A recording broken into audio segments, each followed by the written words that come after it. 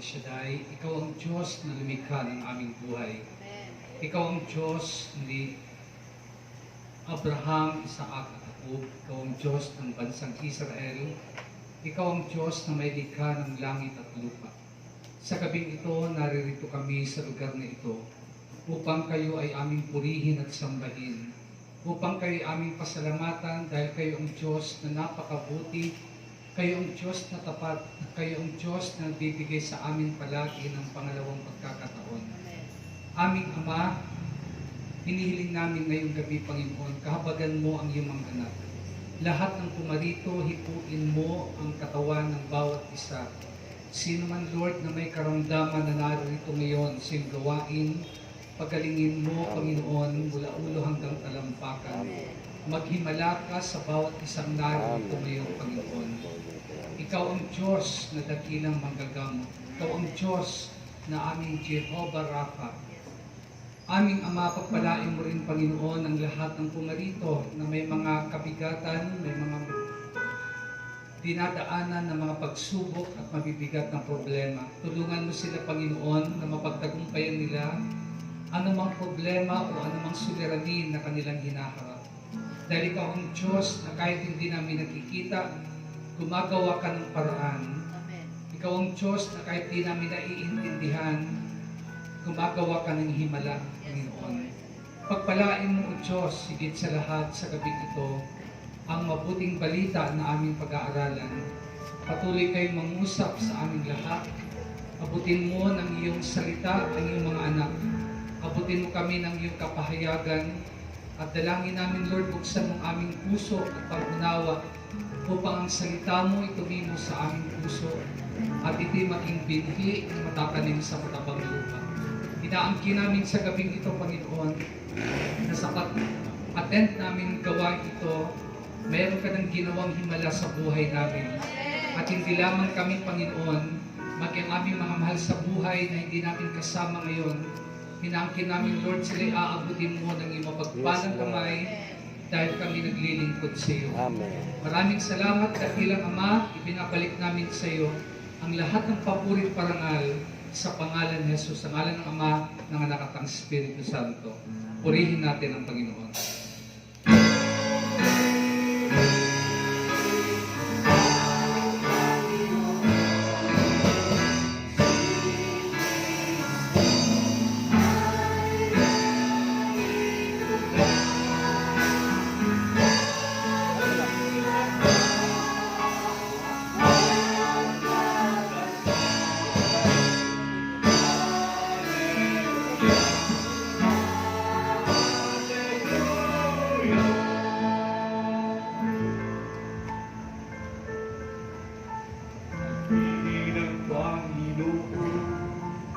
Nagdiriwang sa pagkatingin na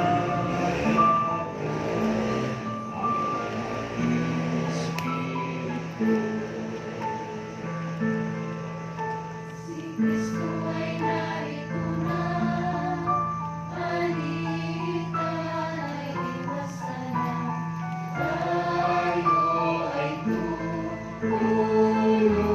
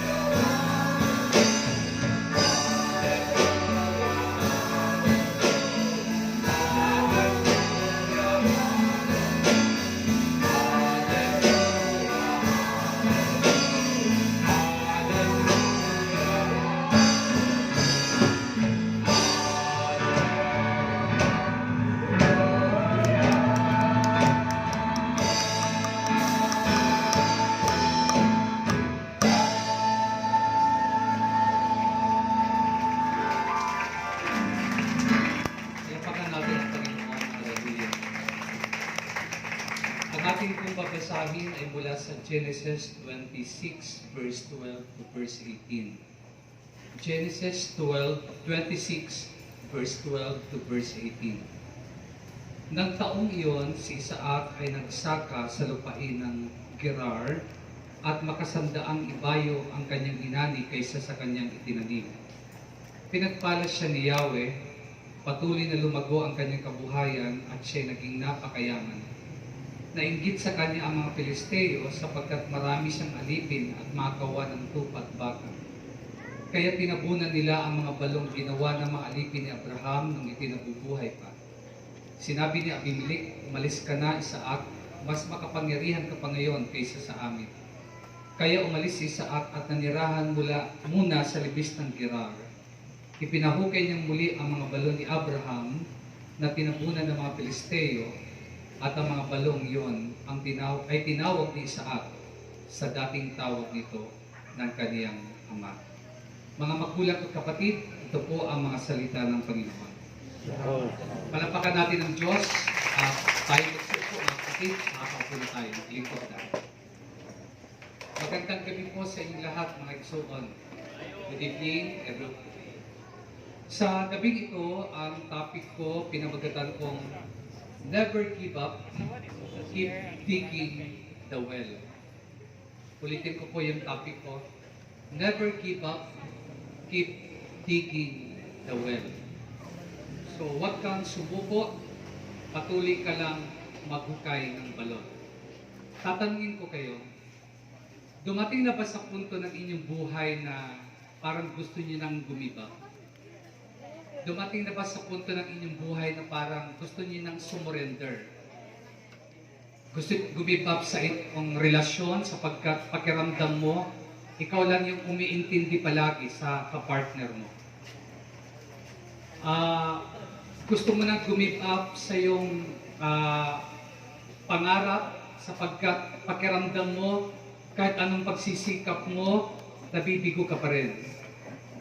Kaya gusto mo nang gumib up sa iyong trabaho sapagkat pakiramdam mo wala naman nangyayari. Kumbaga hindi ka naman napapansin, hindi ka naman napropromote. So, ang iba gustong gumib up yung faith nila at pag-attend ng gawain sapagkat kahit nag-a-attend ako, sabi niya, patuloy pa rin yung problemang pinagdadaanan ko. At ang iba, marahil dumating sa punto niyong gusto niyang give up ang buhay ninyo. Gusto niyang i-give up yung buhay niyo. Kasi pakiramdam ninyo, parang wala namang saysay. Dumating ba sa punto ng inyong buhay na naranasan niyo parang gusto nang give up? Kung oo ang sagot ninyo, hindi ka nag-iisa. Kasama ako, marami tayo. Amen? Marami tayo na dumating na sa punto ng ating buhay na gusto nating gumiba. Pero tingnan natin ang isa sa mga karakter sa Bible na kahit gaano kadami yung opposition, kahit gaano kadami yung rejection, ay hindi siya gumiba. Ang pag-uusapan natin ay ang karakter na si Isaac or Isaac. Si Isaac mga kapatid, dito ko po kinuha yung title ko na Never Give Up, Keep Digging the Well. Ginamit ko ang title na ito sapagkat si Isaac po, noong unang panahon alam natin, ang water ay isang important commodity sa panahon nila. Importanteng commodity ang tubig sapagkat namumuhay sila sa disyerto. Kailangan nilang painumin ang kanilang mga tupa, mga asno, mga baka, at kailangan nila ng tubig. So since na namumuhay sila ng mga nomads, nasa disyerto. So, water is a very important commodity back then. Nung time na yun mga kapatid, napakahalaga. So, itong si Isaac, alam natin yung kwento. Actually, yung aking text dapat hanggang verse 32, pero hindi ko inubos kasi masyadong mahaba. Pero, habang pinag-aaralan natin ito, habang sinishare ko sa inyo, makikita ninyo yung mensahe ng passage na binasa ko mga kapatid. So again, never give up, keep digging the well. Huwag kang sumuko, patuloy ka lang maghukay ng balon. hanggang dumating yung tubig na hinahanap mo. Mga kapatid, ginamit kong title na ito sapagkat si Isaac ay isa siyang nomad at nagdidig siya ng mga balon. Naghahanap siya ng tubig, mga kapatid. At every time na siya ay nakakahanap ng tubig ng isang well, tinatabunan ito ng mga Pilisteo. Kung di man nila tabunan, inaagaw nila. Kinukuha nila kay Isaac, inaangkin nila yung well o yung balon na nahukay ni Isaac.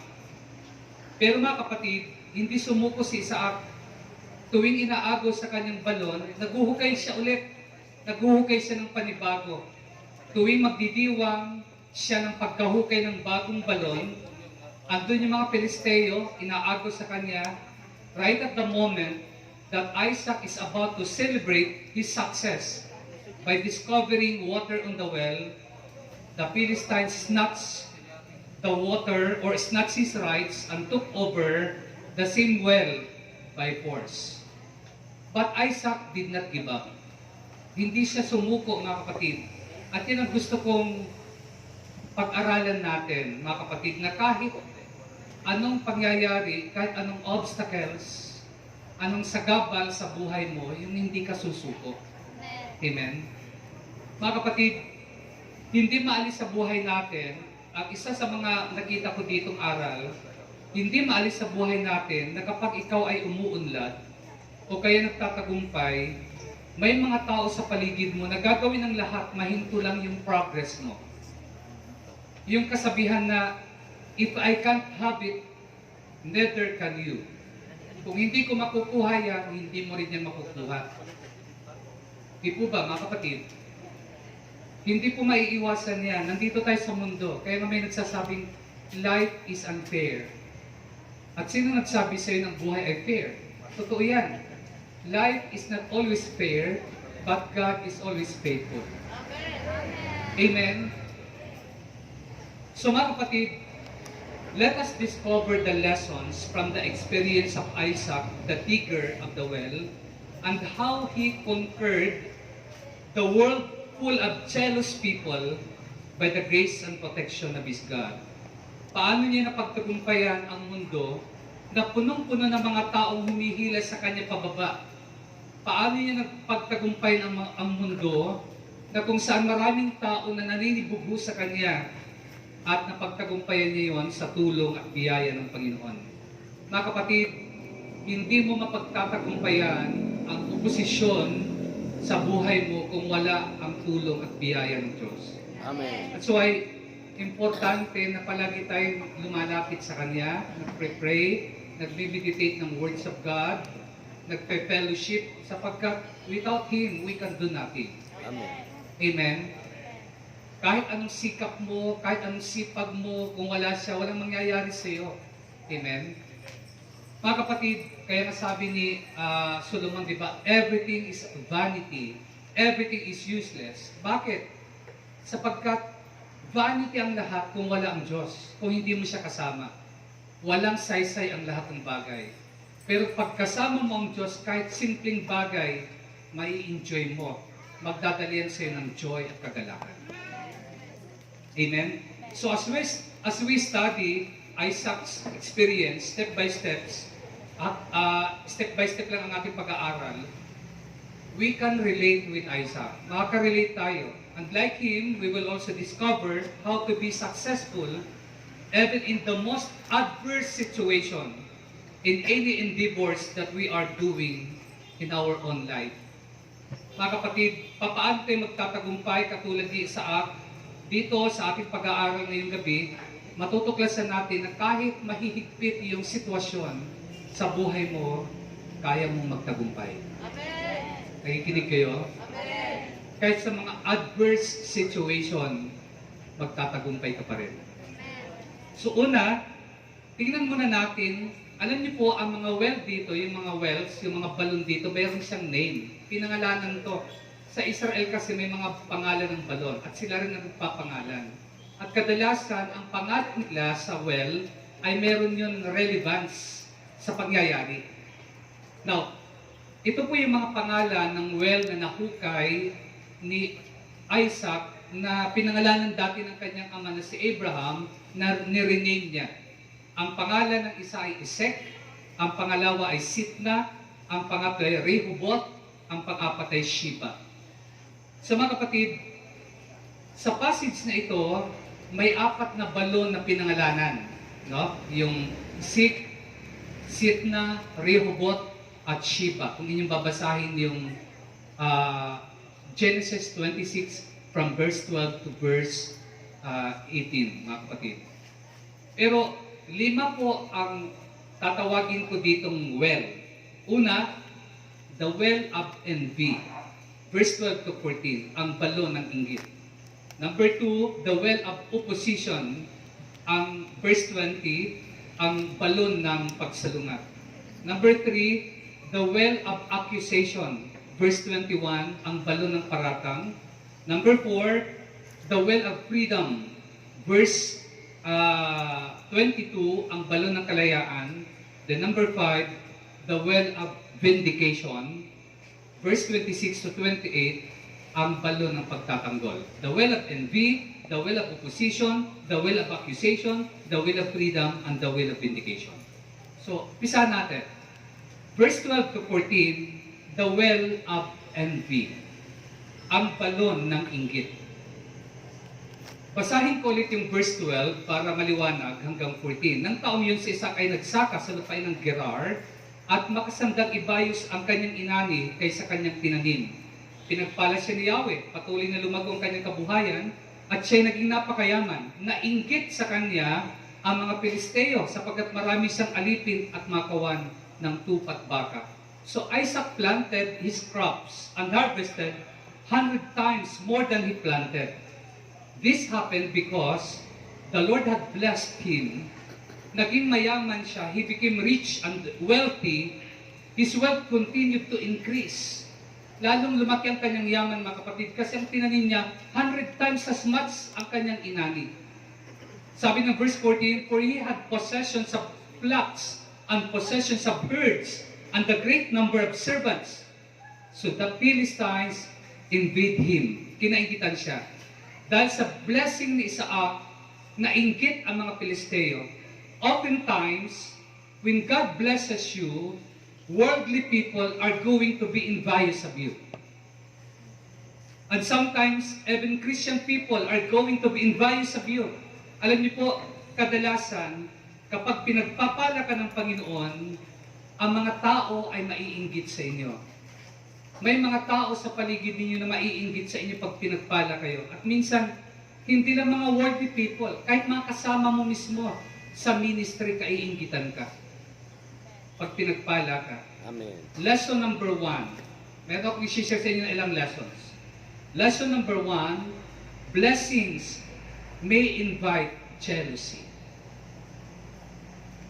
Blessings may invite jealousy. Ang pagpapala ay nag-iimbita ng paninibugho. Kapag ang tao, when other people suddenly, through dirt, nagtatapon sa iyo ng mga masamang salita, it is usually because they are jealous. Kaya ka binabato ng mga salita dahil naninibugho sila.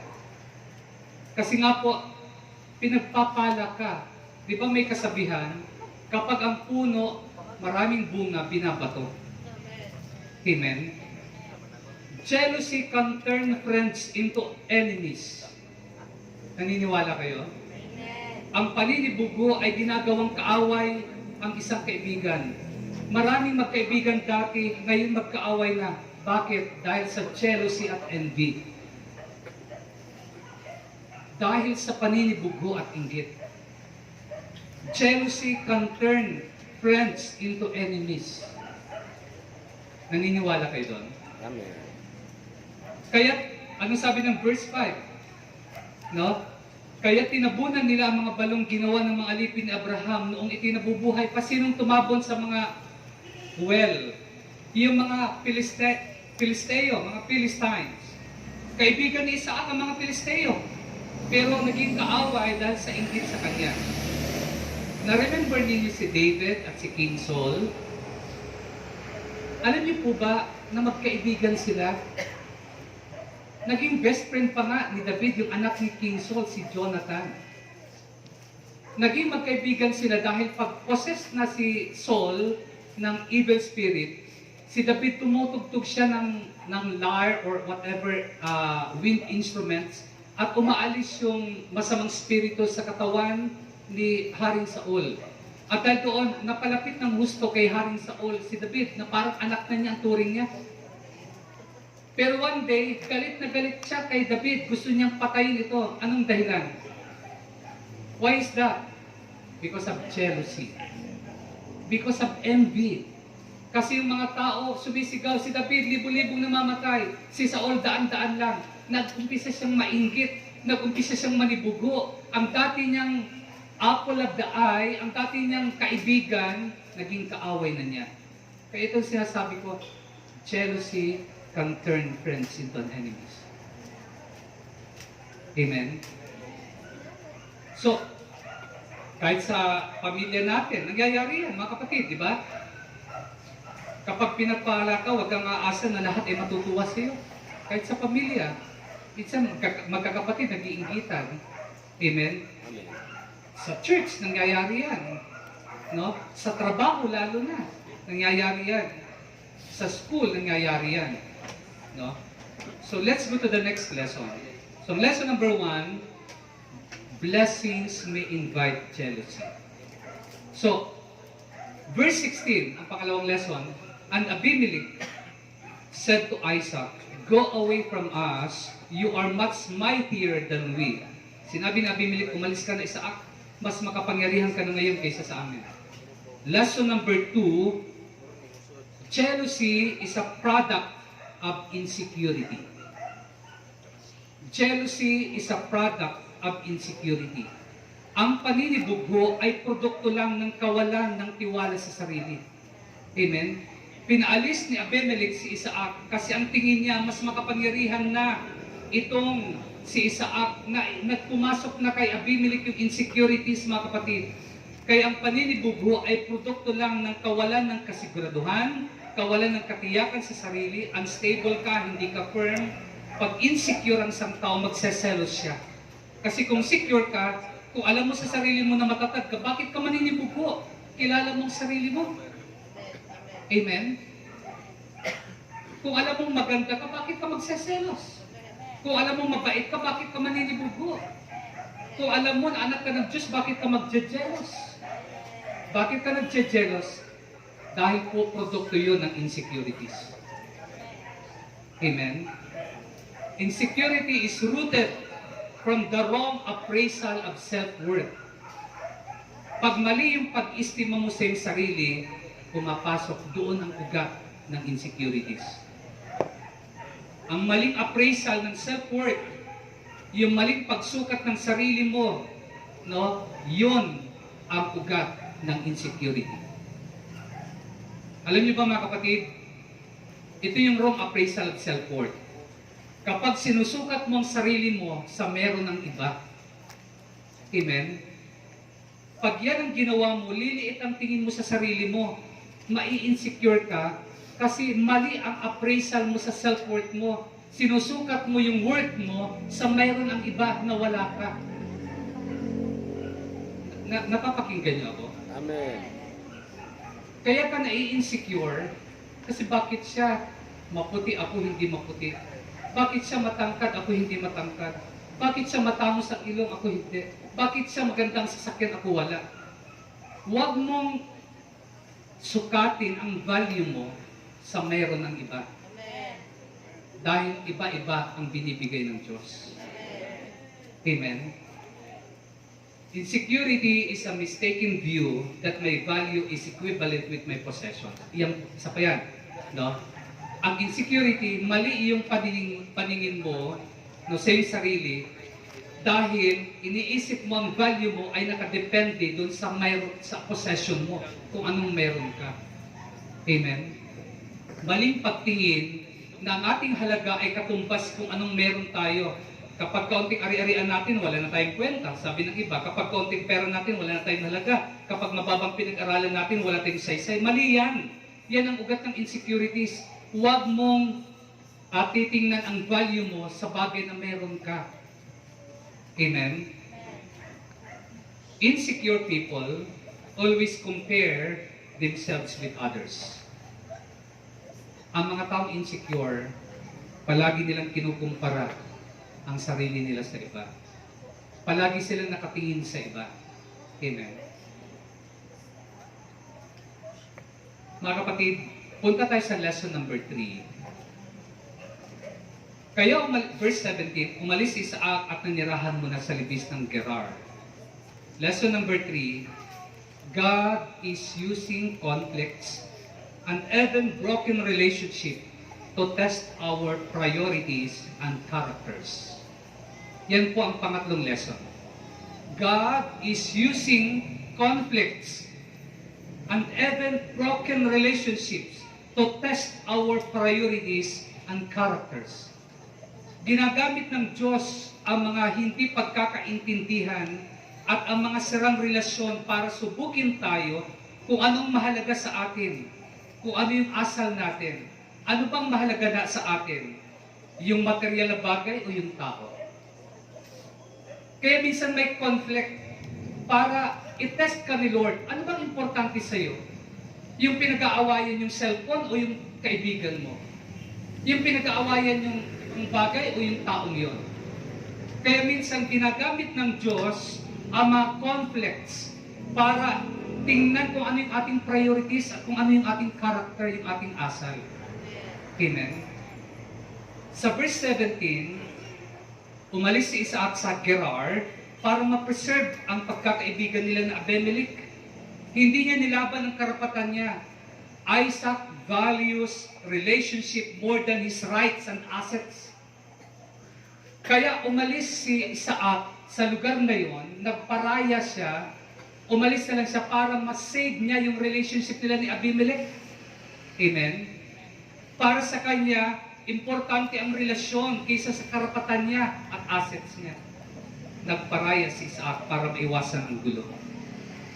Makinig kayo.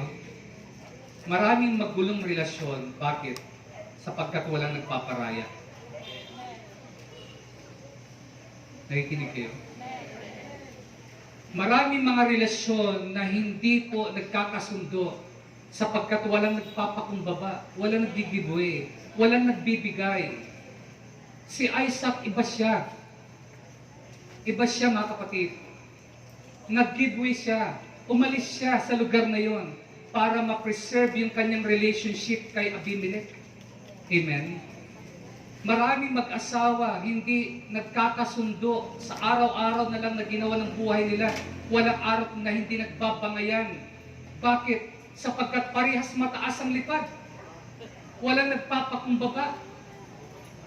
Amen? Yung lalaki si Andres Bonifacio, yung babae si Gabriela, parehas revolutionary yun.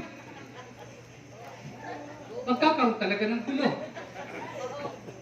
Amen? Di ba maraming ganon? Maraming Andres Bonifacio at Gabriela sa mga tahanan? Amen? Di po ba? Kaya ang mga anak, napunta saan? Sa anak bayan. Revolutionary. Bakit kailangan minsan magparaya ka? Kahit may karapatan ka. Bakit kailangan minsan mag-giveaway ka kahit ikaw yung tama?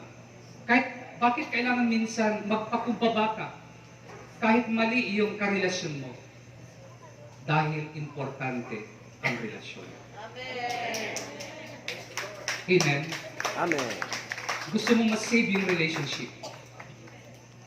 So, ito yung lesson, mga kapatid, na, di ba sabi ko, God sometimes is using conflicts. Bakit? Kahit broken relationship, to test our priorities and character. Amen? Mga kapatid, magandang example, si Abraham at si Lot. Naalala niyo si Abraham? One day, nung yumayaman na si Abraham at si Lot, yumayaman din, nag-aaway na yung mga herdsmen nila. Yung mga herdsmen, yung mga nag-aalaga ng mga hayop nila, para mga tenants nila.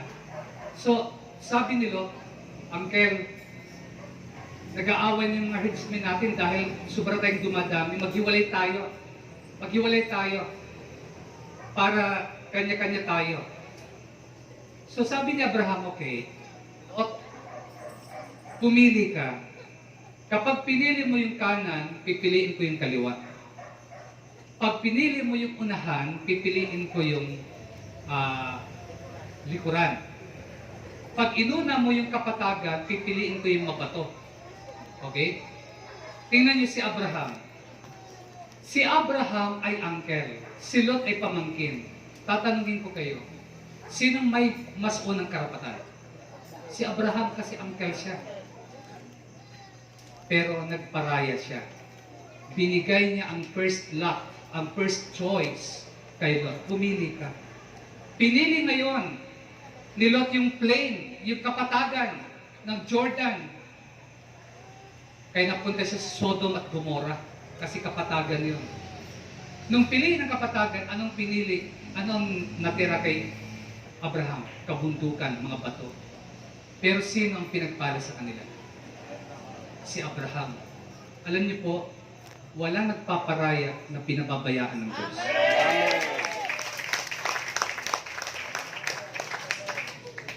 Walang nagpapakumbaba na hindi tinataas ng Panginoon. Amen. Amen. Mga kapatid, kahit nagparaya si Abraham, at anong dahilan ng pagpaparaya ni Abraham? Para ma-preserve ang relationship. Ma-save yung relationship. Yun ang sinasabi ko mga kapatid, na minsan dumarating yung conflicts kasi nga tinusubok tayo ng Diyos sa ating priorities and character. Amen?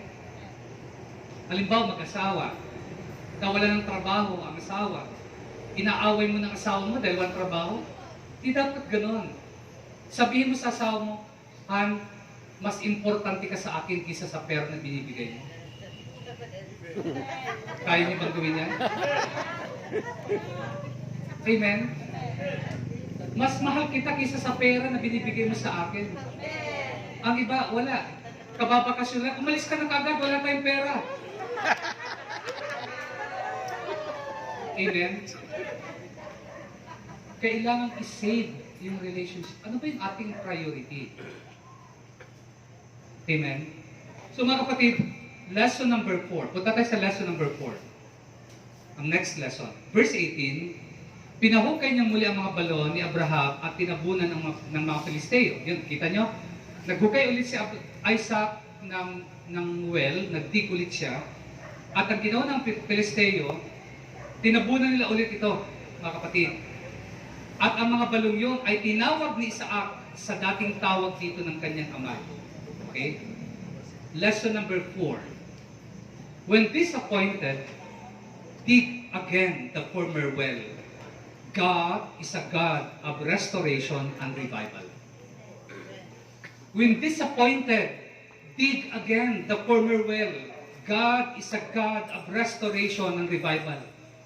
Pag nabigo ka, sumubok ka ulit, maghukay ka ulit. Dahil ang Diyos na pinaglilingkuran mo ay Diyos na nagre-restore, nagpapanumbalik, at Diyos ng revival, nagbibigay ng bagong pag-asa.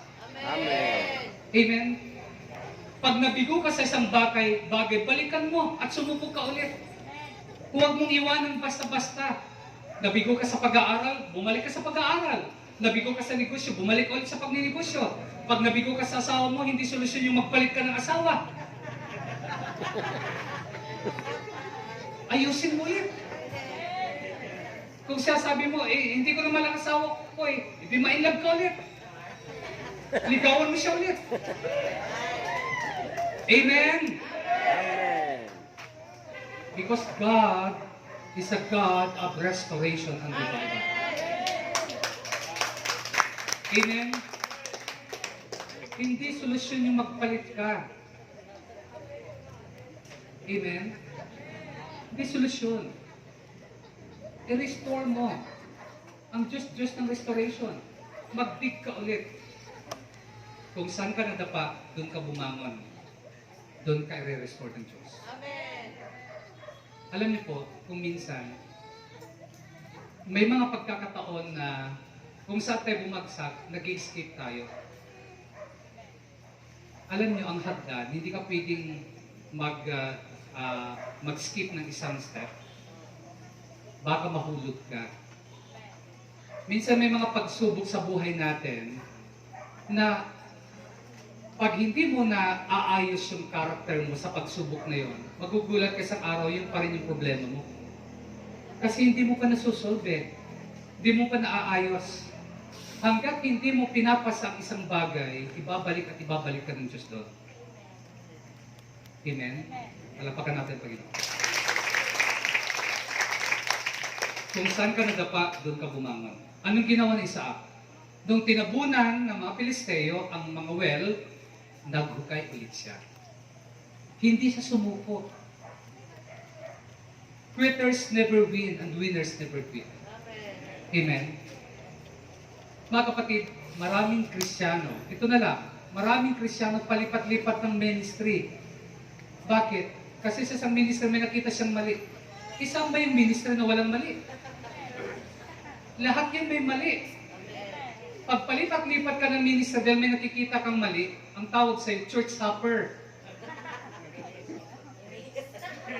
Church hopper ka. Para kang nag-island hopping. Para kang grasshopper.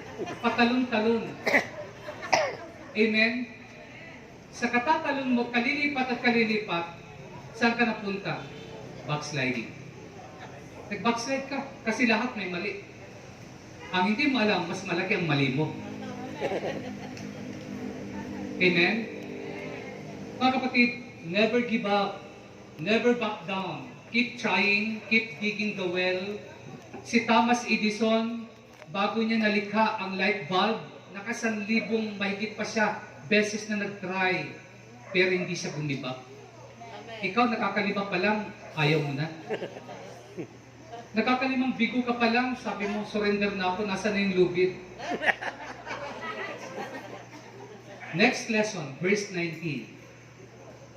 Ang mga tauhan ni Isaac ay nakahukay ng isang malakas na bukan ng libis, a well of flowing water. Lesson number 5, there's always a plenty of running water in the valley of humility. Yan po ang panglimang aral. There's always a plenty of running water in the valley of humility. Palaging sagana ang tubig sa libis ng kababaang loob. Ang mga humble ay hindi matutuyuan. Ulitin ko, ang mga mapagpakumbaba, hindi yan mawawalan.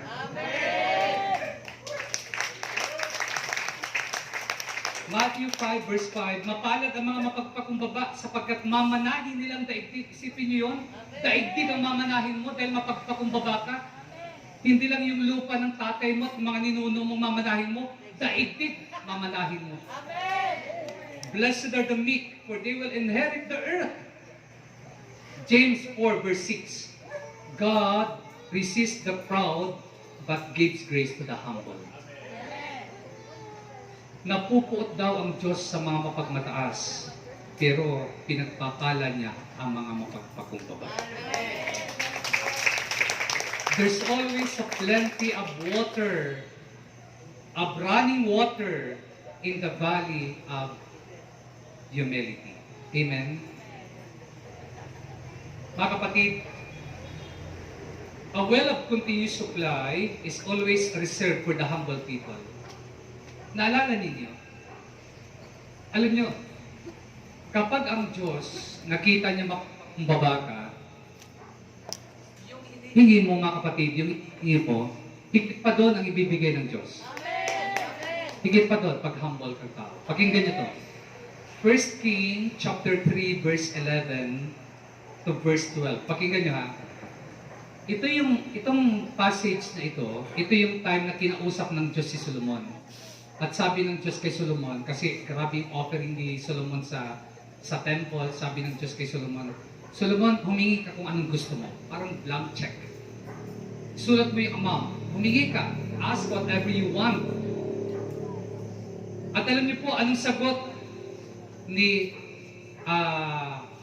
Solomon, pakinggan niyo. Sabi niya, bata pa po ako, hindi ko kayang pamahalaan ang malaking bayang ito na binigay mo. Ang hinihingi ko sa iyo, bigyan mo ako ng karunungan. Ang sagot ng Diyos, dahil hindi ka humiling para sa iyong sarili ng mahabang buhay, kayamanan o kamatay ng iyong makaaway, kundi hiniling mo'y karunungan kumilala ng mabuti sa masama, ibibigay ko sa iyong hinihiling mo. Bibigyan kita ng karunungan na walang kapantay, maging sa mga nauna o sumunod sa iyo.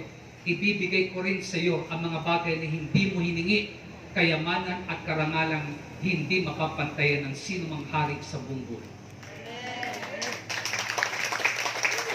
Ano yung character dito ni Solomon? Meron siyang humility. Meron siyang humble heart. Pinapahingi siya ng Diyos blank check. Ibigyan ka ng blank check, magkano susulat mo? 10 million? Hindi na, kulang pa yan. Dami mong pangarap. Amen? Pero, anong hiningi niya? Lord, ang kailangan ko, wisdom. Bigyan mo ko ng karunungan para hindi ako matukso, para magawa ko yung gusto mo, para ma-please kita habang ako'y nabubuhay. Nung marinig ng Diyos yun, wow, kakaiba ka. Napaka-humble mo. Dahil hindi ka humingi ng kamatay ng iyong kaaway ng kayamanan, ibibigay ko sa iyong wisdom na walang kapantay, at ibibigay ko pa sa iyo ang hindi mo hiningi, kayamanan at Amen. sobrang kayamanan. Amen? Yan sasabi ko na lesson dito. There's always a plenty of running water in the valley of humility. Kapag mapagpakumbaba ang isang tao, mga kapatid, dadaloy ang pagpapala ng Diyos. So nakita natin yung well of envy, nakita natin yung mga lessons. Pupunta tayo sa isang well, the well of opposition, ang balon ng pagsalungat o pagtutol. Verse 20, ngunit nakipag-away ang apostol ng taga-Gerar at inangkin ang bukal ng tubig na yon. Kaya ang balong yun ay tinawag ni Isaac na balon ng away sapagkat sila ay inaway ng mga taga-roon. Sa English translation, NIV Bible, but the herders of Gerar or Gerar quarreled with those of Isaac and said, the water is ours. So he named the well Isaac because they disputed with him. Yung word na, yung name na Isaac is opposition. Ibig sabihin ay opposition. Mga kapatid, nakipagsalungatan ang mga Pilisteo habang hinuhukay niya yung isang well. The well of opposition. Isaac. Mga kapatid, ang opposition hindi mawawala. Amen? Minsan maliliit na bagay pinag-aawayan. Napansin niyo yun? Minsan maliliit na bagay pinag-aawayan. Minsan damit lang pinag-aawayan. Marami namang damit. Amen?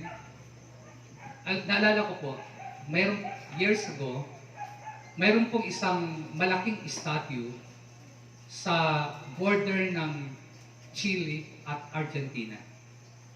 Sa lugar ng Andes. Sa lugar ng Andes, border between Argentina and Chile, nagtayo ng isang malaking statue ni Christ. At ang tawag sa statue na yun, parang sa Brazil, pero ito, ang tawag dito ay Christ of the Andes. So bakit tinayo yung statue na yun na napakalaki sa lugar ng Andes between Chile and Argentina? Kasi habang nakatayo yung statue na yon, ito'y magsisimbolize ng pledge between the two countries that as long as the statue stand, there will be peace between Chile and Argentina. Shortly after, nung may tayo yung statue, alam niyo po, nag-protest ang mga Chileans, ang mga taga-Chile. Alam niyo kung bakit sila nag-protest? Kasi yung naitayong statue, nakatalikod sa Chile at nakaharap sa Argentina. Kaya sila nag-protest, naggalit yung mga taga-Chile. Sabi nila, mali eh, bakit nakaharap sa Argentina sa amin nakatalikod? Yung statua. Maliit na bagay pinag-awayan, mga kapatid. Alam niyo po, natapos lang yung pag-aaway nung mayroong isang journalist na nagsulat sa kanyang newspaper ng isang article na isang Chilean siya na journalist. Ganitong sinulat niya. Sabi niya sa kanyang article sa newspaper, sabi niya, kaya nakatalikod ang statue ni Christ sa ating mga Chileans, sa mga Chileans, at nakaharap sa mga Argentinians, sapagkat mas nangangailangan ng mga Argentinians ang bantay. Kaya yun, na-solve, no? Ito yung sasabi ko, minsan may maliliit na bagay pinag-aawayan. Amen? Minsan ulam pinag-aawayan. Yan, iba nga, hindi nag-uulam eh. Hindi nag-aaway. Lesson number 6. Ito po ang number 6 na lesson. It is easy to grab the well than to dig the well, and bad people only prove their worthlessness and incompetence by choosing the first. Mas madali ang mag-angkin ng balon ng iba kaysa maghukay, at maraming tao pinipili ang mang-agaw o mag-angkin ng iba kaysa magpakahirap o magsipag, mga kapatid. Ito'y nagpapakita lamang na wala silang kakayanan sa sarili nila. Ang sabi sa verse 20, the water is ours. Sa amin ang tubig. Di ba may mga tao na imbis na magtrabaho sila, pipili nila mag-angkin ng visa kanila kasi yun ang madali, shortcut. Amen? May mga taong nagnanakaw, nanlilinlang, nagsasamantala para makuha ang visa kanila. Sa Maynila, may mga budol-budol. Alam mo yung budol-budol? Yung pakikitaan ka ng isang bag nang nasa ibabaw ay pera, pero ang mga ano puro newspaper. At pag ikaw naman ay medyo kumikislap yung mata mo dahil maraming pera, mabubudol-budol ka. Ang iba may bago pa tinatawag na dugo-dugo gang. Alam mo yung dugo-dugo gang? Tatawag sa telepono, yung amo mo na aksidente, buksan mo raw yung aparador, gibain mo. At may pupunta dyan, kailangan pambayad. Pati mga alahas kunin. Dugo-dugugang ang tao daw. May mga scammers. Dito sa Bohol, meron yun. Nakakarating siguro dito yan. Amen? Bakit nila ginagawa ito? Ito yung sasabi kong lesson. May mga tao, mas madali sa kanila ang mag-grab ng well ng iba, ng balon ng iba, kaysa mag-dig sila. May mga tao, wala nang inisip kundi mga manghigi, pero hindi sila nagtatrabaho. Mga takers, hindi sila givers. Amen? Mga kapatid, si Jacob pinagpala siya. Si Isaac pinagpala siya. Si Abraham pinagpala siya. Pag-aralan yung buhay nila, nagtitig sila. Amen? Self-made. Mga kapatid, yan po. Now, alam niyo, kahit ang Panginoon, ayaw niya ng shortcut. Di ba naalala niyo yung topic ko na there will be no success in simple shortcuts? Ayaw ng Diyos ng shortcut. Gusto ni Lord, magtrabaho ka. Magsipag ka. Magsikap ka. May talent ka. Amen? Pagpapalain ka ng Diyos kapag ikaw ay nagtatrabaho lang. Amen? Pero wag niyo naman kami papapagtrabahuin. Wala namang pre-preach sa inyo. Kayo na lang. So nagtatrabaho din naman kami sa pangangaral. Amen?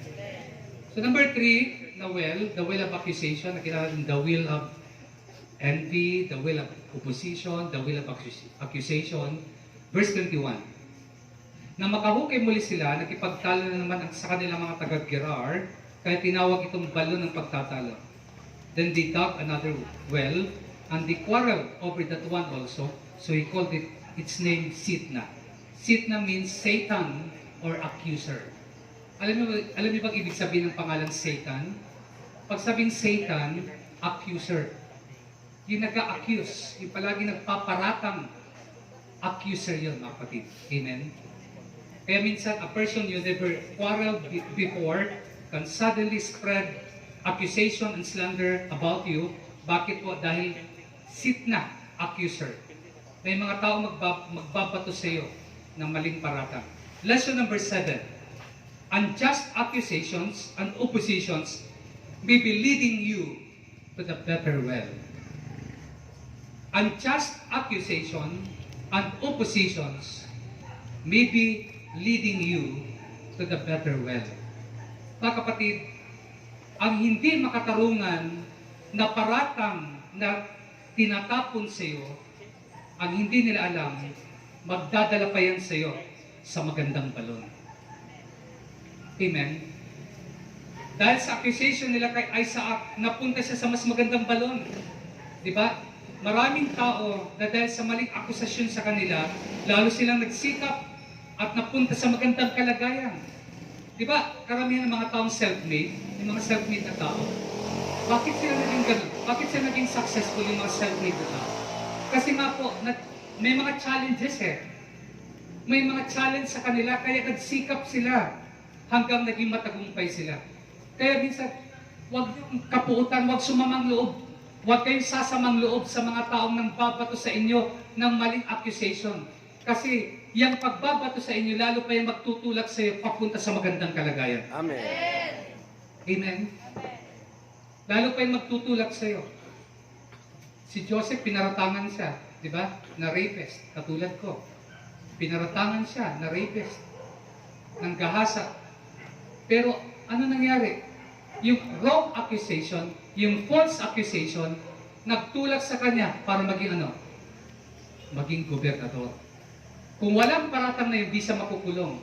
Kung di siya nakulong, di niya makikilala yung dalawang opisyal ng paraon na isang cupbearer at chief baker. Kung walang chief baker, cupbearer, nung managinip ang paraon, walang magbe-mention kay Pero na may nag-interpret ng dreams nila. So, ibig sabihin, ang mga sakit ng kalooban na nararanasan mo, ang mga kabiguan na naranasan mo, ang panliliit sa inyo na naranasan ninyo, ginagamit ng Diyos yan para itulak kayo sa lalong magandang kalagayan. Amen. Amen? Mas lalo kang pagpapalain. Paghayaan mo lang yan. Okay lang. Amen? Mga kapatid, si Daniel pinaratangan din siya na sumusuway sa decree ng king. Anong ginawa? Tinapon siya sa kulungan ng mga leon. Dahil sa paratang, naging ano si Daniel? Siya ang overall administrator ng palasyo ng Babylon. Napunta pa siya sa magandang kalagayan dahil sa false accusation. Amen? Don't stop digging at the well of accusation. You may be one step to the very best. Huwag kang ihinto. Baka isang hakbang na lang, andun ka na sa napakagandang kalagayan. Amen. Amen? Now, ang pang-apat na well ay the well of freedom. The well of freedom, verse 20. Lumayo sila roon at humukay ng ibang balon. Wala nang umangkin ito, kaya tinawag balon ng kalayaan. Ang sabi niya, uunlad tayo sa lupain ito sapagkat binigyan tayo ni Yahweh ng kalayaang mabuhay sa lupain ito. And Isaac moved from there and dug another well, and they did not quarrel over it. So he called its name Rehoboth, because he said, "For now the Lord has made room for us, and we shall be fruitful in the land." Ang name na Rehoboth means open space. Ang Rehoboth ay open space. It is a breakthrough after the test and trials. Kaibigan, pagkatapos ng mga pagsubok mo, ang susunod niyan, breakthrough. Breakthrough. Amen? Maniwala kayo. Pagkatapos ng test and trials, pero hindi ka tumalikod sa Diyos, hindi ka sumamang loob, hindi ka nagtampo, magugulat ka, pagpapala dadaloy sa buhay mo. Lesson number 8.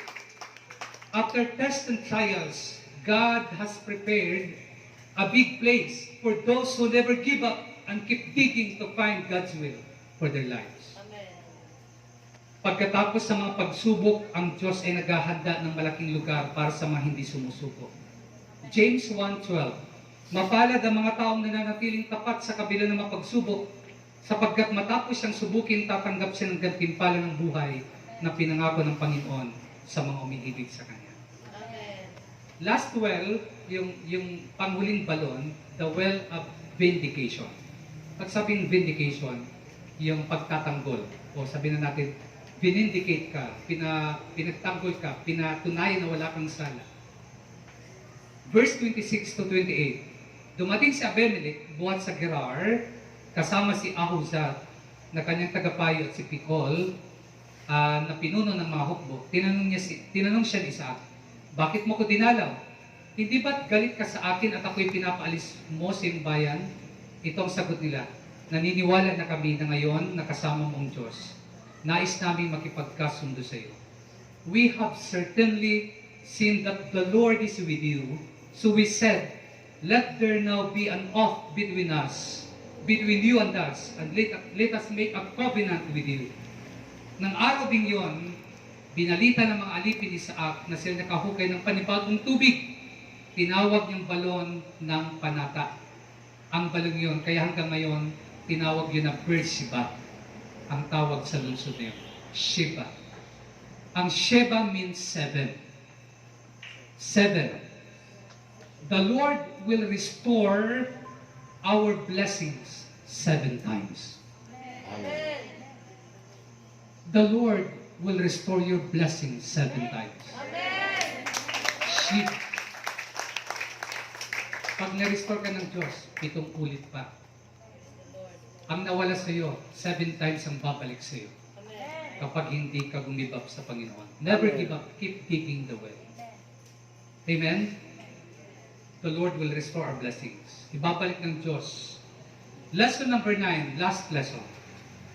No oppositions, accusations, and even the worst schemes of the enemy can stop the flow of God's blessing to those who obey God and trust in Him. Walang oposisyon, walang akusasyon, walang mga masasamang plano ng kaaway ang makakahinto sa pagbukal ng biyaya ng Diyos sa mga taong sumusunod at nagtitiwala sa Kanya. Keep digging the well. Never give up. Keep digging the well. Magtatapos ako sa isang kwento, isang movie na ang pamagatay, Faith Like a Potato. Itong movie na ito ay matagal nang pinalabas. Ito'y magandang reminder sa mga Kristiyano na dumarating yung point na parang gusto mo nang sumurrender, gusto mo nang sumuko, gusto mo nang gumiba, kasi wala kang nakikita. Ang movie na ito ay pinagmatang Faith Like a Potato. Ito po yung storya. Sa South Africa, mayroong isang farmer na mayroon siyang anger management issue. Yung kanyang temper, hindi niya makontrol yung temper niya. Mayroon siyang issue sa anger management. Now, madali siyang magalit, madali siyang mairita, madali siyang mainit, madali siyang mayamot. No? One day, naka-attend siya sa isang fellowship na mga born-again Christian. Nag-attend siya, nagpuri siya. Pagkatapos siya mag-attend, na-bless siya.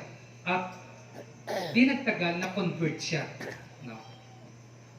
At isang araw, gusto niyang magbigay ng malaking suporta sa pamilya niya at sa simbahan. Meron siyang lupain, isang piece of land, isang lupa na gusto niyang tamnan ng patatas, ng potato.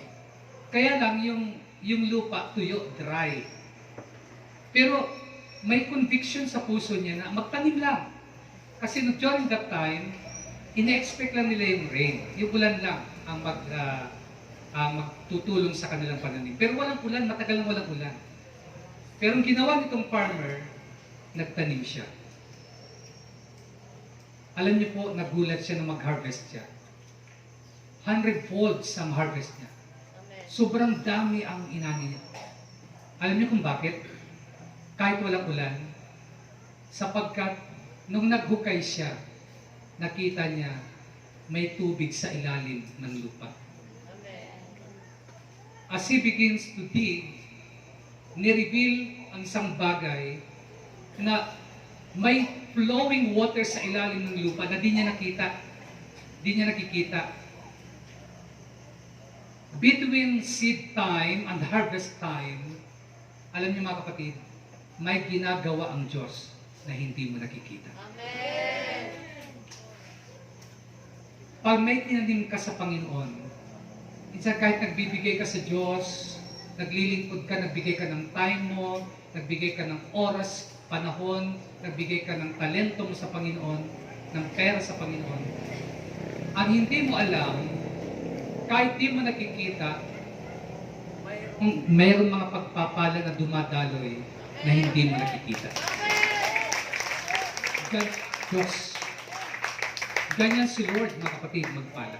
Amen? So, once again, never give up. Keep digging the well. Tumayo tayong lahat.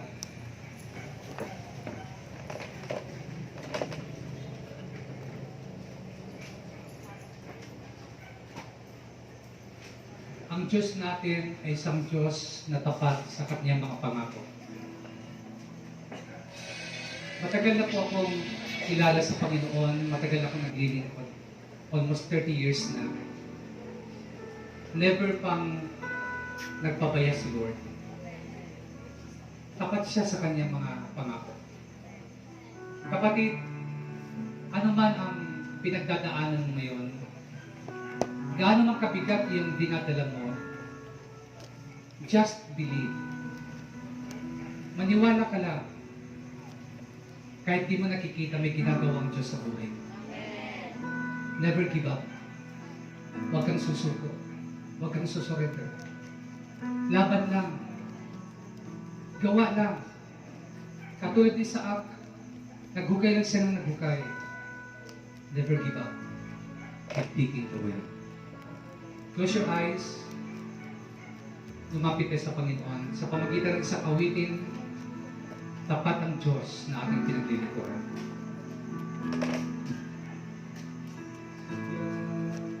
Kay buti ng ating Panginoon, nakatapat sa habang panahon. Maging sa kabila ng ating pagkukulang, biyaya niya'y patuloy na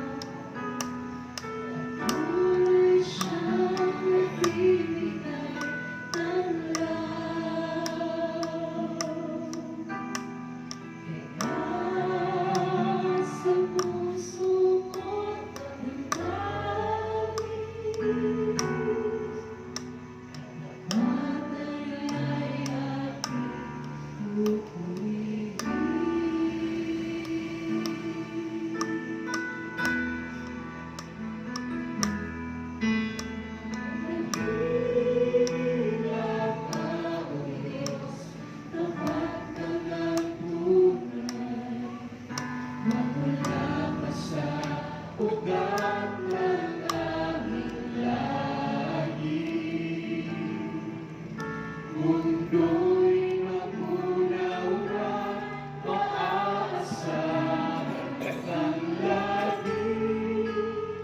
Hanging hanggang wakas itong buhay.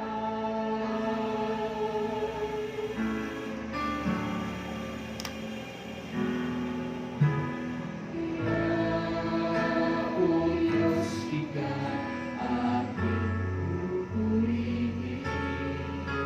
Sa buong mundo'y aking aawitin. Dakila ang iyong katapatan, pag-ibig mo'y walang hanggan. Dakila ka, O Diyos, tapat kang ang tunay. Ang Diyos natin ay tapat na Diyos. Sa ugat Nakikita niya ang iyong pinagdadaanan. Nakikita niya ang kalagayan mo. mundo'y Ang magunaw, Diyos ay totoo sa kanyang mga pangako. maaasahan kang Maniwala ka lang, magtiwala ka lang sa Kanya. Sumunod ka lang sa Kanyang kalooban. wakas itong Makikita mo ang Panginoon, maghihimala sa iyong buhay. dakila Dakila ka, O Diyos, tapat ka ng tunay, nagmula pa sa ugat ng aking lahi.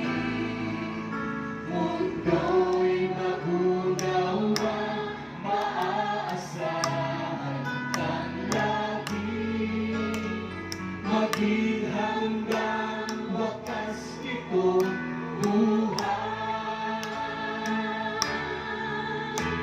Dakila ka, Pagpalain mo ang iyong mga anak na tumalo ngayong gabi. Ano man, Lord, ang kanilang kahilingan, ano man ang kanilang kalagayan sa oras na ito, hinilos ang iyong kapangyarihan sa kanila, Panginoon. Inaangkin ko, Lord, ikaw ang maghihimala sa kanila. Ikaw ang maglulutas na anumang suliranin na meron sila, Panginoon.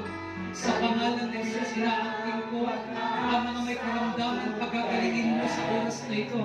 In the name of Jesus. Ang mga pinanghihinaan ng loob, palalakasin mo in the name of Jesus. Lord, salamat po. Inaangkin ko ang restoration 7 times sa iyong mga anak. In the name of Jesus. Ano mang nawala sa kanila, ibabalik mo ng 7 beses, Panginoon, in the name of Jesus. Hallelujah. Lord, salamat po. Uuwi kami ng tagumpay. Uuwi kami, Panginoon, ng pinagpala mo. Uuwi kami ng pinagaling mo. Uuwi kami, Panginoon, na may solusyon ng aming mga problema. Salamat, Panginoon. Tagumpay man ay naroon. Hallelujah. Hallelujah ng pag-asa kung kailan kinahon. Pag-ibig mo'y nagsangin noon hanggang ngayon. Dakila ka. Dakila ka. Dakila ka. Oh Diyos. Palapakan natin ang Diyos na mabuti. Palapakan natin ang Diyos na tapat. Palapakan natin ang Diyos na nagsusolve ng mga problema. Taas natin ang ating mga prayer request at ipapadalangin natin. Aming Ama na nasa langit, Yahweh El Shaddai, Ikaw ang Diyos na hindi bingi at hindi bulag. Naririnig mo ang hinaing ng iyong mga anak. Nakikita mo ang kalagayan ng iyong mga anak. Ngayong gabi dalangin ko, tugunin mo ang kanilang kahilingan. Pagpalain mo ang kanilang mga prayer request. Pagpalain mo ang kanilang mga handog na binibigay sa iyo. Ikaw ang magbalik nito ng mustong takal, siksik, hindi kumaapaw pa. Pagpalain mo ang kanilang mga trabaho, negosyo. Pagpalain mo ang kanilang mga kabuhayan. Pagpalain mo ang kanilang mga mahal sa buhay nasa ibang bansa man o nandito sa Pilipinas. Pagpalain mo ang kanilang pag-uwi, Panginoon. Lord, inangkin namin sa aming pag-uwi. Kasama ka namin. Sa iyo ang papurit parangal. In Jesus' name. Sa ngalan ng Ama, ng Anak at Espiritu Santo.